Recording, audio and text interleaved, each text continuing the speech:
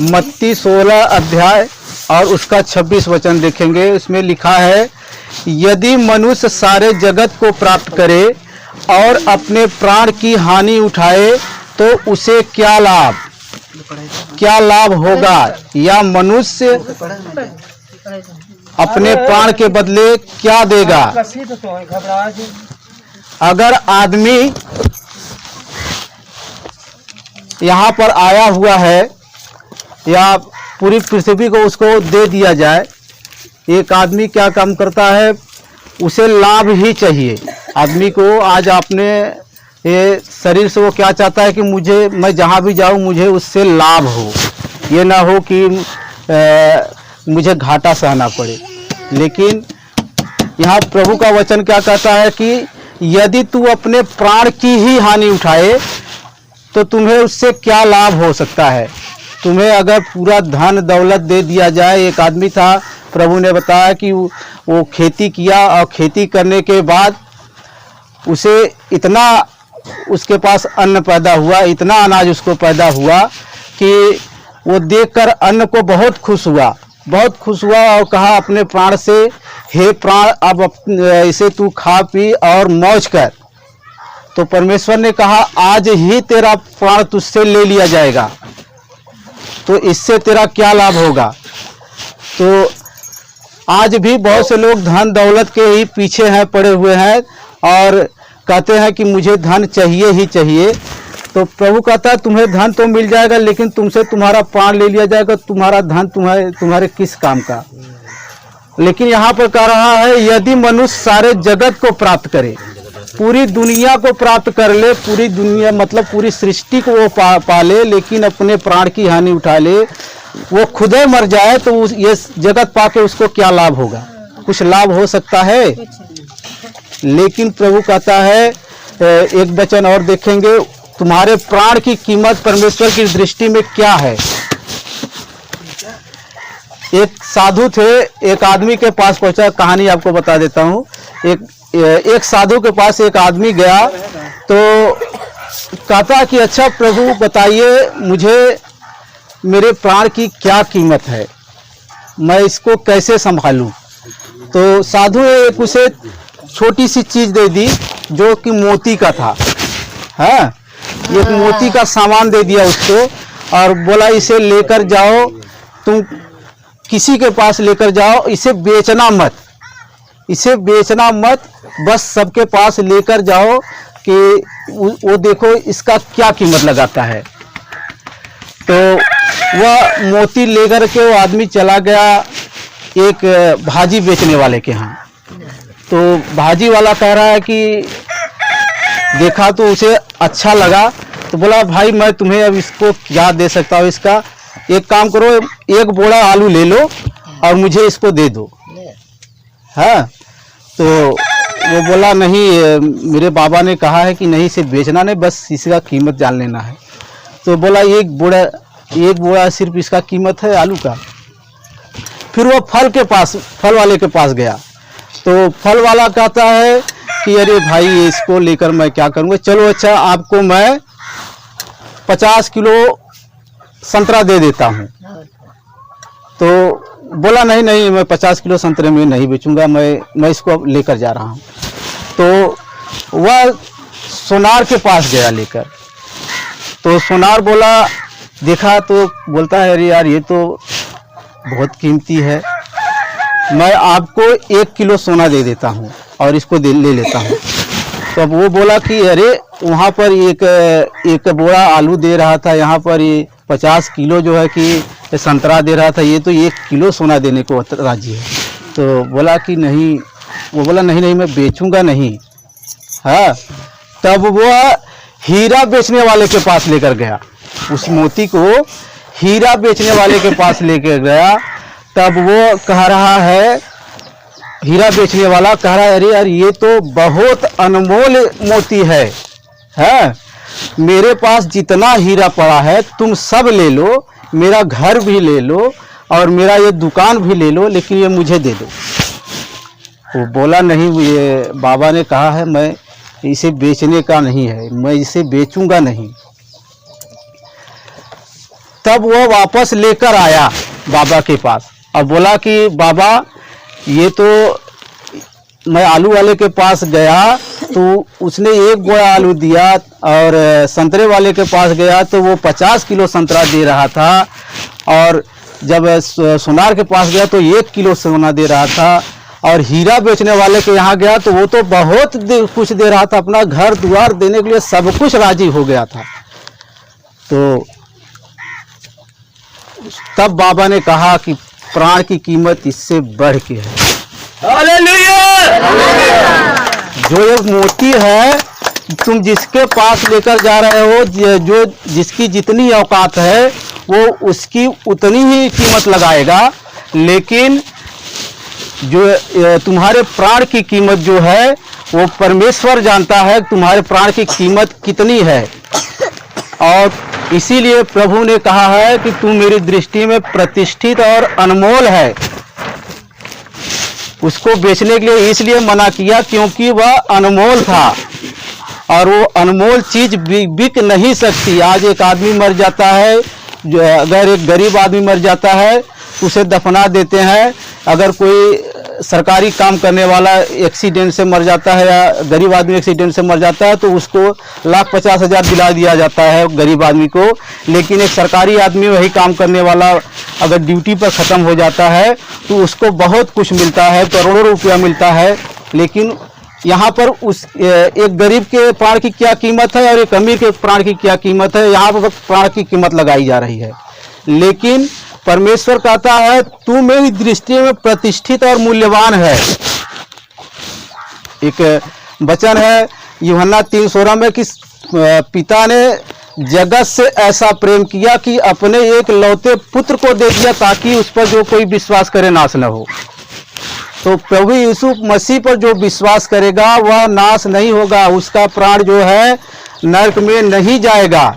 नहीं तो जो विश्वास नहीं करेगा, जो नहीं मानेगा, तो उसको नरक में जाना निश्चित है। एक समय था कि जब भविष्यवाणियाँ किया गया नूह के समय में कि नूह ने कहा कि पानी आएगी, पानी बरसेगा आसमान से, और सब लोग कहते हैं आसमान में पानी बरसेगा। आसमान में पानी कहाँ है, मुझे पहले पानी दिखाओ। हाँ, मुझे पहले पानी दिखाओ। लेकिन वह दिखा तो नहीं सका, लेकिन एक समय ऐसा आया कि पानी बरसा और पानी इतना बरसा कि 40 दिन 40 रात बारिश होता ही रहा। और नूह ने जहाज बना लिया था, तो उसके जहाज में परमेश्वर ने कहा कि ये लोग मेरी बात नहीं मानते, इसलिए अब मैं इस जहाज को ऐसा बंद करूंगा कि कोई खोल नहीं सकेगा। प्रभु ने कहा है कि अधोलोक की चाबी मेरे हाथ में है, मेरे खोले हुए को कोई बंद नहीं कर सकता और मेरे बंद किए हुए को कोई खोल नहीं सकता। तो जहाज को परमेश्वर ने स्वयं बंद कर दिया। सब लोगों ने आकर फिर जहाज के दरवाजे को खटखटा रहे थे नूह से कि दरवाजा खोल, मैं भी आ जाऊं। देख बारिश तो सच में होने लगी, लेकिन उसने कहा कि दरवाजा तो अंदर से खुला हुआ है, बाहर से ही बंद है, तुम बाहर से खोल कर आ जाओ। बाहर से कैसे खुलता, क्योंकि बंद तो करने वाला परमेश्वर था। तो परमेश्वर ने कहा है नीति वचन 16 अध्याय में 4 वचन देखेंगे, उसमें तो लिखा है कि परमेश्वर ने दुष्ट को भी विपत्ति भोगने के लिए ही बनाया है। दुष्ट को किस लिए बनाया है? विपत्ति भोगने के लिए दुष्ट को बनाया है। परमेश्वर अपनी सामर्थ दिखाने के लिए, ये फिरौन को जब उसके मन को कठोर जब कर रहा था परमेश्वर, तो कह रहा था कि मैं अपनी सामर्थ दिखाने के लिए उसके मन को कठोर किया। राजा के मन को कठोर किया। राजा के ऊपर परमेश्वर अपनी सामर्थ दिखा सकता है, किसी के भी ऊपर अपनी वो सामर्थ दिखा सकता है। छोटे मोटे लोगों के ऊपर नहीं, बल्कि सबसे बड़े राजा के ऊपर वो अपनी सामर्थ दिखा सकता है, क्योंकि वह राजाओं का राजा है। क्या है वह? राजाओं का राजा है, वह प्रभुओं का प्रभु है, वह ईश्वरों का ईश्वर है। ईश्वर हम लोगों को परमेश्वर ने बताया है। भजन संहिता 86 अध्याय और उसका 4 वचन देखेंगे तो उसमें लिखा है, 86 का 6 4 है, उसमें लिखा है कि तुम पृथ्वी के ईश्वर हो। परमेश्वर ने हम मनुष्यों को ही अधिकार दिया है कि तुम पृथ्वी के ईश्वर हो। हमें अधिकार दिया, कहा कि तुम पृथ्वी पर फैल जाओ और पृथ्वी को अपने बस में कर लो। तो हम लोगों को अधिकार दिया है परमेश्वर ने कि पृथ्वी हमारे अधिकार में रहे। स्वर्ग का सारा अधिकार परमेश्वर के हाथ में है और पृथ्वी का सारा अधिकार मनुष्य को दिया परमेश्वर ने, और मनुष्य ही मनुष्य को ज्ञान सिखाए, यही इसलिए परमेश्वर ने बुद्धि दिया। पूरी पृथ्वी पर बहुत से जीव जंतु हैं, लेकिन सबको बुद्धि परमेश्वर ने नहीं दिया। दिया सबको बुद्धि, सिर्फ प्राण दिया, थोड़ा सा ज्ञान दिया कि अपने प्राण की रक्षा करने के लिए वो क्या कर सके और क्या खा सके, उसको खाने पीने की इतनी ही बुद्धि और समझ दी। लेकिन मनुष्य को इतनी बुद्धि दी कि वह, जैसे परमेश्वर एक क्रिएटर है, एक स्वतंत्र है, एक दयालु है। परमेश्वर दयालु है, जैसे सामर्थ्य है वैसे मनुष्य को भी दयालु बनाया। उत्पत्ति 1 अध्याय उसका 26 वचन देखेंगे तो उसमें लिखा है कि परमेश्वर ने मनुष्य को अपने स्वरूप के अनुसार अपनी समानता में बनाया। अपनी समानता का मतलब कि जैसे परमेश्वर है वैसे ही परमेश्वर ने मनुष्य को भी बनाया। जैसे परमेश्वर स्वतंत्र है तो मनुष्य को भी स्वतंत्र बनाया, किसी के अधीन नहीं किया कि तुम इसके अधीन रहो, जो वो कहे वही करो, तुम शैतान की बात मानो, ऐसा नहीं कहा।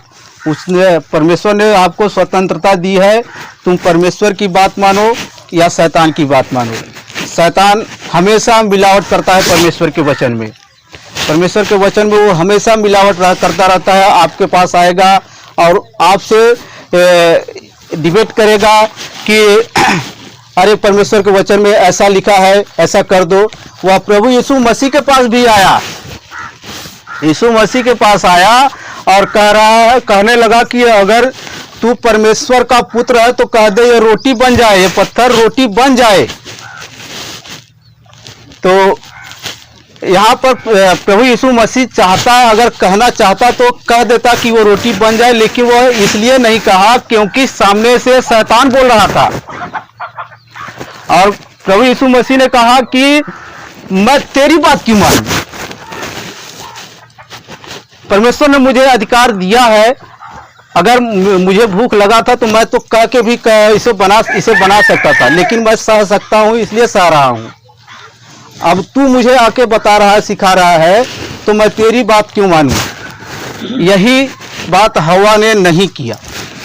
यही बात जब शैतान जब आया कि बोला कि तुम परमेश्वर के तुल्य हो जाओगे, तो हवा ने वो बात नहीं किया, वो वैसा उसको इनकारा नहीं, डांटा नहीं। लेकिन यहाँ प्रभु यीशु मसीह उसे क्या कर रहा है? डांट दे रहा है। यहाँ पर प्रभु यीशु मसीह क्या किया?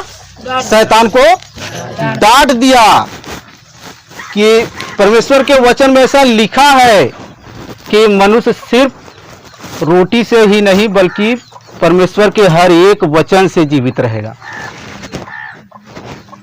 तो शैतान को इसलिए प्रभु का धन्यवाद। तो शैतान को प्रभु ने जब डांटा तो वह शैतान उसके सामने से भाग गया। यहाँ तक उसको बहुत लालच दिखाया कि मैं तुम्हें ये दे दूंगा, वो दे दूंगा, धन दे दूंगा, इतना दौलत दे दूंगा, यहाँ इतना राजपाट मुझे दिया गया है, मैं ये राजपाट तुम्हें दे दूंगा। तो वो कहता कि तुम मुझे ये राजपाट दे रहा है, मुझे तो मेरा स्वर्ग का राज रखा हुआ है। स्वर्ग का राज्य यहाँ के राज से बहुत अच्छा है, बहुत खूबसूरत है।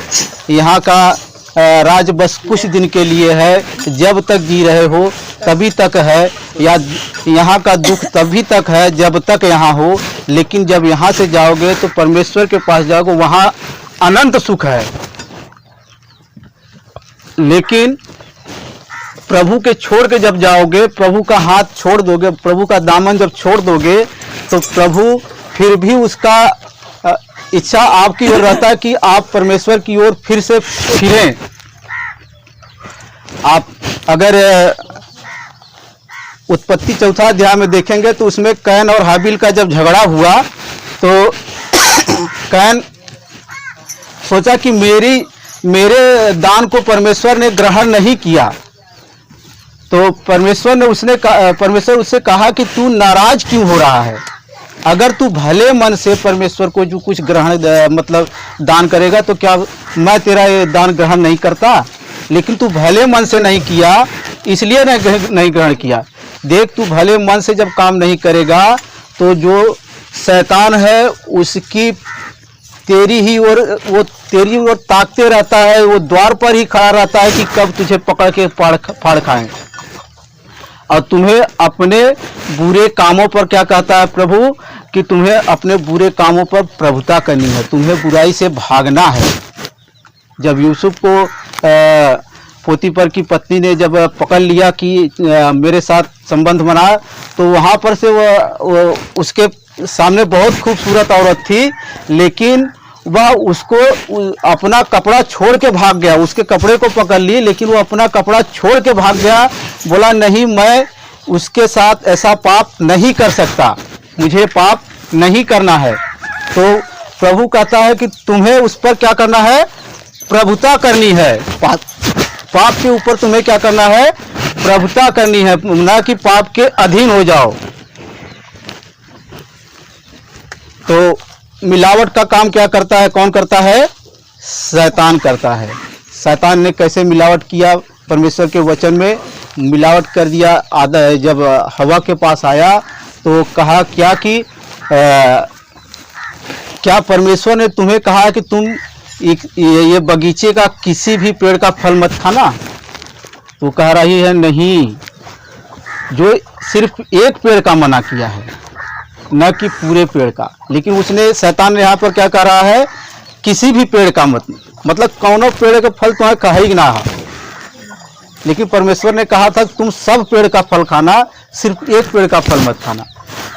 लेकिन यहाँ पर शैतान जब आया तो क्या कह रहा है कि परमेश्वर ने तुम लोगों को मना किया है क्या कि तुम किसी भी पेड़ का फल मत खाना। तो परमेश्वर जो कह रहा है उसी में वो मिलावट करने लगता है, उसी के वचन में शैतान मिलावट करता है। या शैतान आया तो ऐसा नहीं किया, उसको जबरदस्ती वो फल तोड़ा, उसके मुंह में ठूसने लगा कि नहीं खा, ऐसा नहीं किया था। उसको वो देखा कि इनको अधिकार मिला है पृथ्वी पर कि हम इनके साथ जबरदस्ती नहीं कर सकते, जबरदस्ती नहीं कर सकते, इसलिए उसने परमेश्वर के वचन में मिलावट की। तो एक वचन देखेंगे, यशायाह 43 का 4 वचन देख लेते हैं। उसमें परमेश्वर क्या कहता है?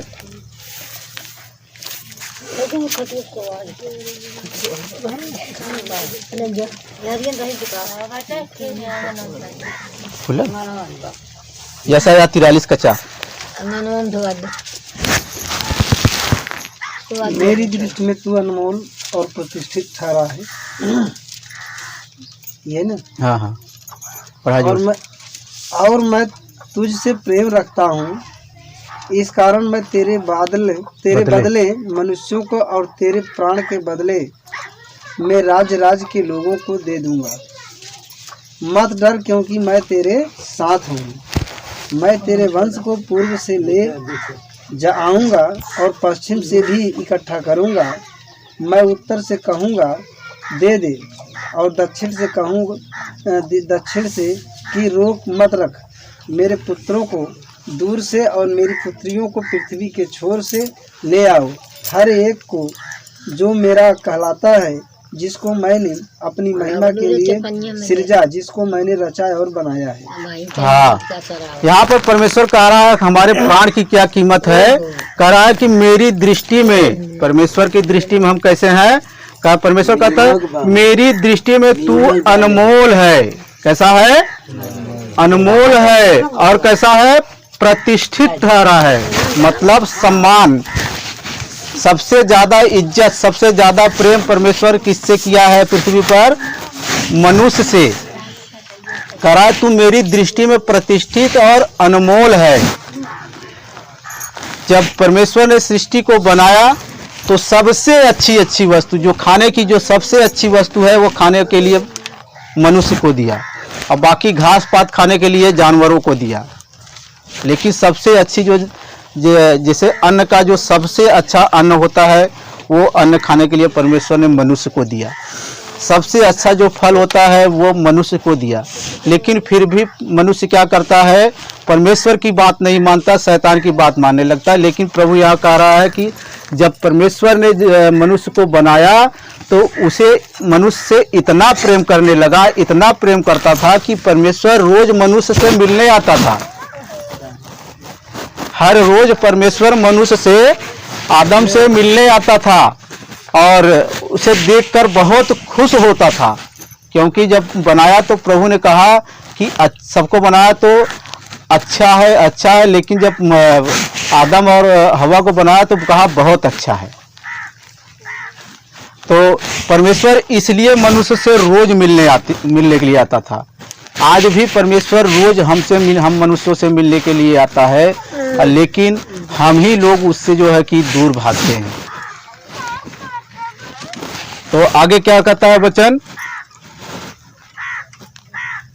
मैं तुझसे प्रेम रखता हूं, इस कारण मैं तेरे बदले मनुष्यों को और तेरे प्राण के बदले मैं राज्य के लोगों को दे दूंगा। परमेश्वर हम मनुष्यों से इतना प्रेम करता है कि वह राज्य के लोगों को दे देगा। और कह रहा है मत डर, क्योंकि मैं तेरे साथ हूं, मैं तेरे वंश को पूर्व से ले आऊंगा और पश्चिम से भी इकट्ठा करूंगा, और उत्तर से कहूंगा दे दे, और दक्षिण से कि रोक मत रख। मेरे पुत्रों को दूर से और मेरी पुत्रियों को पृथ्वी की छोर से ले आओ। हर दिशा को परमेश्वर कह रहा है। यहाँ ये नहीं कि मनुष्य को ही सिर्फ कह रहा है, वह दिशाओं को भी कह रहा है, उत्तर पूर्व पश्चिम दक्षिण सबको कह रहा है कि कोई भी दिशा मेरे पुत्रों को मत रोक, चारों दिशाओं से लेकर आओ, मेरे पास लेकर आओ, कह रहा है। और आगे कह रहा, हर एक जो मेरा कहलाता है, जिसको मैंने अपनी महिमा के लिए रचा है, अपनी महिमा के लिए सृजा और मैंने रचा और बनाया। परमेश्वर ने अपनी महिमा के लिए मनुष्य को सृजा है, रचा है, बनाया है। क्या चीज, इसमें तीन बातें बता रहा है। महिमा के लिए सृजा, जिसको मैंने रचा और बनाया। परमेश्वर ने मनुष्य को सृजा और रचा और बनाया, तीनों बातें बता रहा है। और यही आज परमेश्वर चाहता है कि हम परमेश्वर की क्या करें, महिमा करें। ऐसा ना करें कि हम शैतान की महिमा करें, मूर्ति पूजा करें। परमेश्वर ने मना जब किया है तो हमें मानना चाहिए, मान जाना चाहिए कि हमें मूर्ति पूजा नहीं करना चाहिए। सबसे ज़्यादा परमेश्वर अगर घृणा करता है तो मूर्ति पूजा से। जब तू प्रभु कहता है कि जब तू मूर्ति बनाता है तो परमेश्वर से क्या करता है, दुश्मनी मोल ले लेता है। कोई मूर्ति बना के और उसके सामने जाके फुसफुसाओ और कहो कि आप मेरी ये मन्नत पूरी कर दो, वो मन्नत पूरी कर दो, ऐसे मन्नतें मांगो, तो परमेश्वर ऐसी चीज़ों से घृणा करता है। और ऐसी चीज़ों से घृणा करता है, इसलिए कहता तुम पर भी श्राप आएगा, तुम्हारे बाद तुम्हारे बेटों पर, पोतों पर, परपोतों पर ही नहीं बल्कि 1000 पीढ़ी तक परमेश्वर कहता है मैं उनसे बदला लेता रहूँगा। यही हुआ हमारे देश में जब ये जो यहाँ के लोग मूल निवासी है, यहाँ के मूल निवासी यहाँ पर जब रहने लगे, भारत देश में रहने लगे, तो यहाँ के मूल निवासी क्या करते थे, देवी देवता बना लिए, पत्थर का देवता बना लिए, पेड़ का पूजा करने लगे, वन का पूजा करने लगे, पानी का पूजा करने लगे, सब पूजा करने लगे। इसलिए परमेश्वर ने अन्य भाषा बोलने वालों को चढ़ाया, हमारे ऊपर चढ़ा दिया, चढ़ाई कराया, जो अन्य भाषा जो कहलाती है संस्कृत भाषा बोलने वाले यहाँ पर आए और यहाँ के लोगों को गुलाम बना लिया। यहाँ के लोगों को गुलाम बना लिया और यहाँ के लोग आज तक गुलाम बने हुए हैं, क्योंकि यहाँ के लोग आज भी उसी मत में हैं। जो वो मत छोड़ के प्रभु में जब आ गया और वह गुलामी को छोड़ देगा। तो प्रभु आप सबको इस वचन से आशीष दे। आइए इस वचन के लिए प्रार्थना करते हैं। धन्यवाद देते हैं प्रभु इस वचन से आप लोगों